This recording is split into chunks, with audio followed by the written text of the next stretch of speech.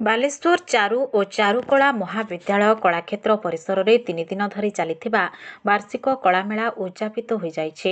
ଏହି ପରିପ୍ରେକ୍ଷୀରେ ଆୟୋଜିତ କାର୍ଯ୍ୟକ୍ରମରେ ଚାନ୍ଦିପୁର ସ୍ଥିତ ଆଇଟିଆର୍ର ଅତିରିକ୍ତ ନିର୍ଦ୍ଦେଶକ ବୈଜ୍ଞାନିକ ଡକ୍ଟର ନୀଳାଦ୍ରି ରାୟ ମୁଖ୍ୟ ଅତିଥି ଭାବେ ଯୋଗଦେଇ ଛାତ୍ରଛାତ୍ରୀଙ୍କ କଳା ନୈପୁଣ୍ୟତାକୁ ଉଚ୍ଚ ପ୍ରଶଂସା କରିଥିଲେ। ବିଶିଷ୍ଟ ଚିତ୍ରଶିଳ୍ପୀ ଶଶଧର ପତି ଏଥିରେ ମୁଖ୍ୟ ବକ୍ତା ଭାବେ ଯୋଗଦେଇ କଳାର ବିଭିନ୍ନ ଦିଗ ଉପରେ ଆଲୋଚନା କରିଥିଲେ।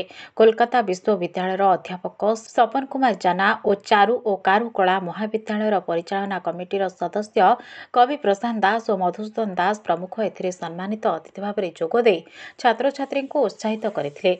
କାର୍ଯ୍ୟକ୍ରମରେ ମହାବିଦ୍ୟାଳୟର ପରିଚାଳନା କମିଟି ସଦସ୍ୟ ଡକ୍ଟର ପଙ୍କଜ ଜେନା ସଭାପତିତ୍ୱ ସହ ଅତିଥି ପରିଚୟ ପ୍ରଦାନ କରିଥିଲେ। ମହାବିଦ୍ୟାଳୟ ଅଧ୍ୟକ୍ଷ ନିକୁଞ୍ଜ ବିହାରୀ ଦାସ କାର୍ଯ୍ୟକ୍ରମର ବିବରଣୀ ଉପସ୍ଥାପନ କରିଥିଲେ। ଏହି ଅବସରରେ ପୂର୍ବରୁ ଆୟୋଜିତ ବିଭିନ୍ନ ପ୍ରତିଯୋଗିତା କୃତି ଛାତ୍ରଛାତ୍ରୀଙ୍କୁ ଅତିଥିମାନେ ପୁରସ୍କୃତ କରିଥିଲେ। ନିରଞ୍ଜନ ପାଢ଼ୀ ଶେଷରେ ସମସ୍ତଙ୍କୁ ଧନ୍ୟବାଦ ଅର୍ପଣ କରିଥିଲେ।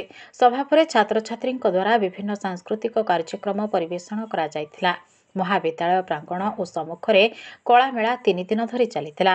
ଏହି ମେଳାରେ ବିଭିନ୍ନ ପ୍ରକାର ତୈଳଚିତ୍ର ଭାସ୍କର୍ଯ୍ୟ ଓ ଘରୋଇ ସାଜସଜ୍ଜା ଉପକରଣ ସହିତ ଉପାଦେୟ କଳାତ୍ମକ ସାମଗ୍ରୀ ପ୍ରଦର୍ଶିତ ହୋଇଥିଲା। ପ୍ରତ୍ୟେକ ଚିତ୍ରଶିଳ୍ପୀର ଗୋଟେ ଷ୍ଟ୍ରୋକ୍ ବା ସ୍ପର୍ଶ ଅଛି। এই স্পর্শ বা স্ট্রোক কো আপন চিত্র দেখিলে নিশ্চিত রূপে জানি পারিবে এটা নিকুঞ্জ স্যার আঁকিছন্তি বা যতীন দাস আঁকিছন্তি।